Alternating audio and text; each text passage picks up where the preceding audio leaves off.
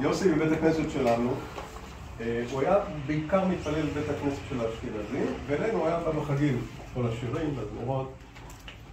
אצלנו בראש השנה הוא היה נותן דרשה, ממש לפני תקיעה בשופר, וביום כיפור בנעילה, לפני שמתחילים אין נורא עלילה, הוא היה עומד. היו מגיעים אנשים מבחוץ, מבית הכנסת האשכנזי אלינו, רק כדי לשמוע אותו. גם בראש השנה וגם בזה.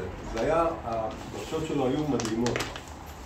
בראש השנה האחרון מישהו אחר עלה לדבר, ולפני שהוא דיבר הוא אמר, אין סיכוי שאני אכנס לנעליו של יוסי. כך הוא אמר, והוא דיבר, הוא היה רחוק מלילה. אבל היה מודע. לפחות הוא אמר במילה. אחר כך, אחרי הדרשה שלו, באו אנשים, אנחנו מתגעגעים לדרשות של יוסי, איזה דרשות, איזה זיכרון, איך הוא היה הרמב"ם ב-1800, ב-1912, וזה נותן תאריכים ונותן מיקומים וזה, פשוט מדהים.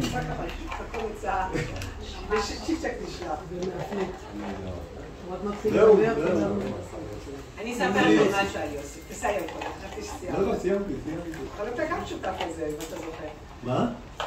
אתה גם היית שותף לזה, הייתה לך אז את המסעדה, אתה זוכר? כן. אנחנו קבוצה של חברים של הרבה שנים, אנחנו יוצאים הרבה לבילוי ביחד, לבתי מלון, אחד הפעמים החלטנו לצאת לתל אביב לבית מלון, והייתה הצגה לא על הלחם, ביפו. וקנינו כרטיסים מראש, ואמרנו, אוקיי, אחר כך צריך לאכול.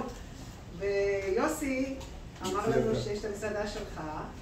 זוכר? זה בוגרשוב. כן, וגדעון החמוד באמת פינק אותנו ברמה מאוד מאוד, כל החבר'ה, אנחנו היינו שבע. רגע, את לא חושבת שזה מגיע לכם? בטח. בואי נגיד, אלה חברים, פרישמן, גדעון. אלה חברים של קמ"ג. 7 זוגות, כולם עבדו בקמ"ג, 45 שנה, חברים עד היום. אנחנו עד היום בקשר, בתי מלון, חוץ לארץ, מסעדות, בתי קפה.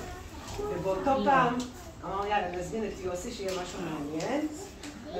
נזמין את יוסי לבוא קודם כל החברים שלנו הכירו אותו, גם הכירו אותו לפני כן, היו באים באזכרות וזה, והשומעים אותו דורש. אז הוא בא למסעדה, ולא אשכח שהוא הביא לכל אחד משהו שהוא לא היה חייב בכלל, שהוא דיבר קצת וזה, והוא הביא לכל אחד ספר. אני חושבת שהספר כוכב האור, משהו... אור כוכב, אור כוכב. זה היה אור כוכב. אור כוכב. אור כוכב, זה חדש. לא, זה חדש. זה מדיחה של אמא, כן. הנה, בבקשה, תמי, בבקשה.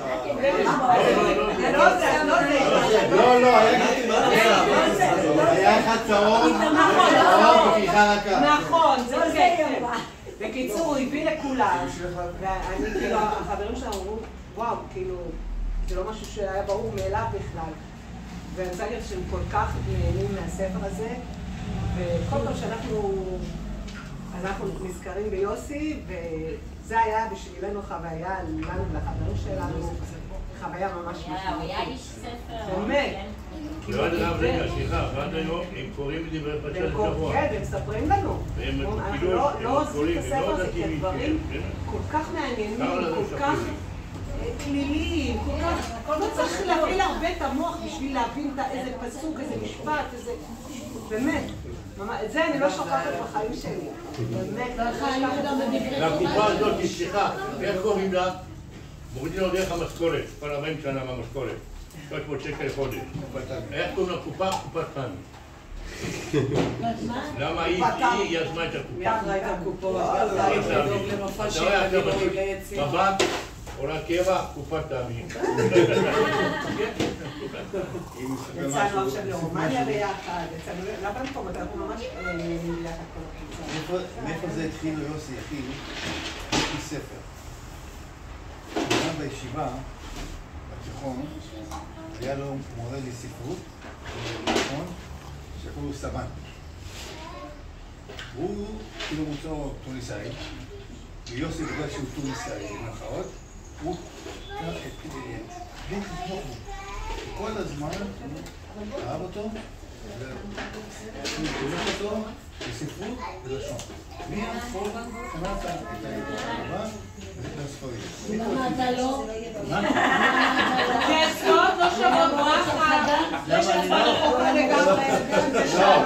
שואלת את זה למה אני לא. למה אני לא. למדנו בישיבה לפני שנתיים, וכל המורים היו אומרים, למה אתה לא כמו אחיך? למה אתה לא כמו אחיך? שם יש חילול שהיה עובד, קונה ספרים. כן, מספרים. החידוד לא היה עובד, זה יוסי החידוד. זה הסיבה שהיה יוסי בוכריס. הבן דוד שלנו. הבת שלו גרה פה. הבת שלו הדרה גרה פה בבניין ליד. הבן שלה בכיתה א'. האמא שלה מיכל? מיכל אמא שלה. אמא שלה מיכל, כן. אז יוסי בוכריס ויוסי בוכריס. היו כמו אחים במבחנים. בן אברהם, בן בהתחלה היו מתבלבלים. רגע, בהתחלה היו מתבלבלים בציונים. איזה בוכריס, איזה יוסי. ואז היה מספר, ואז לא מספר. לפי שמות האבא. יוסי בן שלום, יוסי בן אברהם. לא יוסי, בן שלום בן אברהם. בסדר, יוסי בן... כשאני באתי ללמוד שלום, תחשבי אתה, שבן אברהם בן שלום. בסדר, כאילו שניים יוסי. עכשיו, אם הייתי צריך לבקש את דירה, אז עם מי אתה הולך? יוסי בן דוד. כן, ברור. יוסי אף אחד כל הספרים, אין לו כסף. לא, זה אותי קצר. ויוסי אבא לסבתא, כל יום שישי עם ארבע עיתון. בטח בצי. ידיעות מעריבה. מקור ראשון. בצד אחד כל. אני אגמור בארבע שעות. ככה, כל העיתונים. ולבית הכנסת היה מגיע עם ספרים. תמיד היה לידו ספרים, הוא הולך עם רק העיתונים לצד הספרים. רק עיתונות. להרחיב. בבאר שבע. אמא שלי, אני הייתי בא שואל עכשיו, אמא, מה יש לי לאכול? ויוסי הכי הולך לפינה, כותב לספר. היה כותב בכתב יד. לא היה מול המחשב, היה כותב בכתב יד. זה מה הוא עושה בזמן? מה, הוא כותב ספר. אבל אז. גם הוא היה עושה טובות אם היית אומרת יוסי פיג'י, יוסי בא. כל היום עם העיתונים עם הספרים. דודו בא, מדבר איתי. לא, היה לי שעה קבועה, שעת סיפור.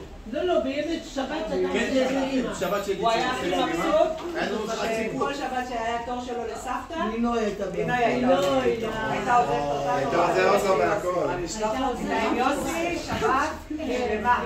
והייתה חוזרת מאושרת. מלאה. גם הוא היה מאושר. הוא היה מבסוט מאוד מזה. היא הייתה אומרת אימא לאיזה שבת.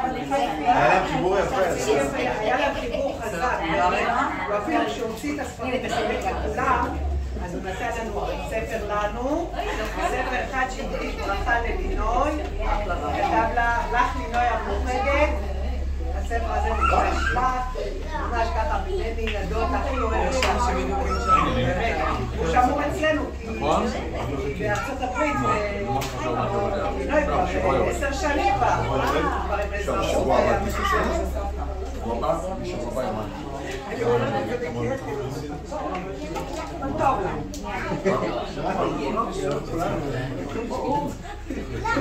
מעניין שיוסי היה נכנס אלינו הביתה, הוא היה פותח את הדלת, הוא אומר, וצועק, גדעון! היום נכנסתי, אתה היית בצד, אמרת גדעון, הוא נכנס ומנוחים.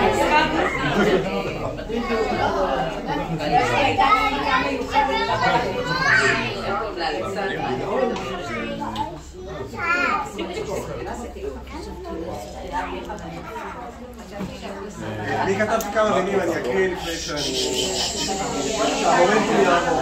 אני כתבתי כמה מילים, כתבתי ככה, אבא יקר. דבר בקול, אני בלי מחשב שנייה. אבא יקר, כבר שנתיים שאין יום שבו אני לא חושב עליך, כמעט כל דבר מזכיר לי אותך.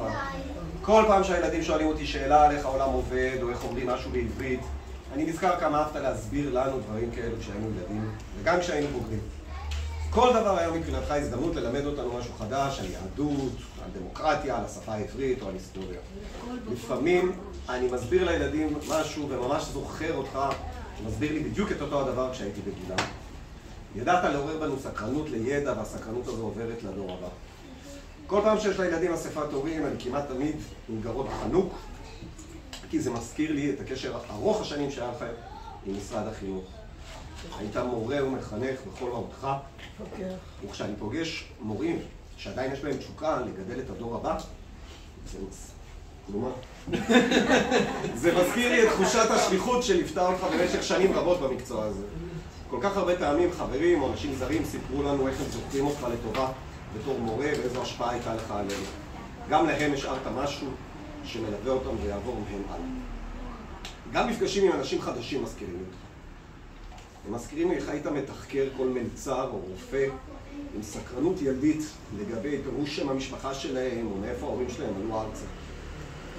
זה תמיד היה כמעט מביך, אבל לא באמת מביך, כי היית עושה את זה עם צ'ארם אמיתי שמשדר לצד השני שזו סקרנות אוהבת אדם ולא מעיינת. האנשים האלו הבינו מיד שאתה באמת מתעניין בהם. אני חושב שסיפור קיבוץ הגלויות הישראלי שבר אותך. מצד שני, גם אנשים באופן כללי עניינו אותך, וזו בעצם הייתה הדרך שלך ליצור מפגש אמיתי עם מישהו שהרגע הכרת, לחבר אותו לסיפור המשותף שלנו. אחד הדברים שאני הכי מתגעגע אליהם בך זה טוב הלב שלך. היית בן אדם שכל חייו שידר רק טוב לסביבה שלו. כמו שמש שפולטת קרני טוב לכל הסביבה. בתור ילדים שלך, הטוב הזה שטף אותנו בעוצמה, וזה השרה בנו ביטחון, שתמיד יהיה בסדר. אבא ידאג שהכל יהיה טוב. אבל למעשה, כל מי שנקרא בדרכך הרגיש את זה, שיש פה בן אדם עם כריזמה עוצמתית, אבל שבוחר לא להשתמש בה לרעה. היית יכול ממש להקטין את עצמך כדי לא לאיים על הסביבה, וכדי לגרום לכולם להרגיש טוב. זהו. עכשיו, סליחה, עכשיו דיברת על ההוראה. יוסי היה מלמד בכפר סבא? בטח, במכינה. במכינה, יפה. הוא לימד אותי, הוא לימד בעבודה אצלנו היו חיילים. אז מישהו מההדרכה ביקש ממני שלום, תשגיח על החיילים במבחנים. באמצע העבודה אני הולך, יש לו ג'סה. נכנסתי לכיתה, בא לי אחד אומר לי, סבתו סיבוכי? ברנוי, סליחה? אני אומר, מאיפה נפלת עליך? הוא גר בכוכב יאיר, אני באר שבע, הוא אומר לי, זה לימד אותי היסטוריה. הוא מכיר אותו. מהמחזור שלי, אריאל פרץ. אריאל פרץ. הוא אומר לי, עוד לא ראיתי מורה כזה היסטוריה בחיים שלי. ראיתי, הוא בן מחזור שלי. שלחו את הספר בהיסטוריה. אתה דומה לי יוסי. שלחי את הסרטון. כבר בצאצאים. אני לא מחכה. אבל הקטע הזה שהוא שואל כל בן אדם מי אתה ומה אתה עושה מספיק. כן, נכון, גם יש לך. לא ידעתי. מה, הוא? חבל לך הזמן, שם משפחה ישר. היא מחפשת קשרים. ואיפה אתה, מתי, קשרים של קרובי משפחה, של מכרים שהיא מכירה. ממש כמו סבתא אתם. אני מתעניין, ממש יכול לך. גם אני, ולא בתוך זה מכר. גלי, אתה דומה ואני שאתה מצא זה מקשר עם כל משפחה. זה אפרופו על בבית קפה. אז מה אתה אומר? אני גם יש לי. באמת מעניין אותי. רגע, זה מגיע. סליחה רגע. למה מעשה התואר בהיסטוריה? מהר מאוד, זה כבר שם. למה דווקא היסטוריה? שאלתי אותו פעם, למה דווקא התואר בהיסטוריה? אני כשהייתי מנהל, שמתי לב שהורים לא יודעים ללמד היסטוריה. הנה, זה בדרך, זה לא אבל בעיה. אני שונאת היסטוריה עדיין. לא יודעים ללמד היסטוריה. אמיתי. לכן, הוא הלך לעשות תואר בהיסטוריה. אני הייתי צריכה משהו על הזמן, עוזרת לי לעשות כל דבר, הוא היה עוזר לי בכל נושא. אתה יודע, בזכיר השנה הראשונה שהיה מורה לאנגלית. מורה לאנגלית. בא, פה זה הנושא של החינוך. כשהגעתי שם טיפה, בא מישהו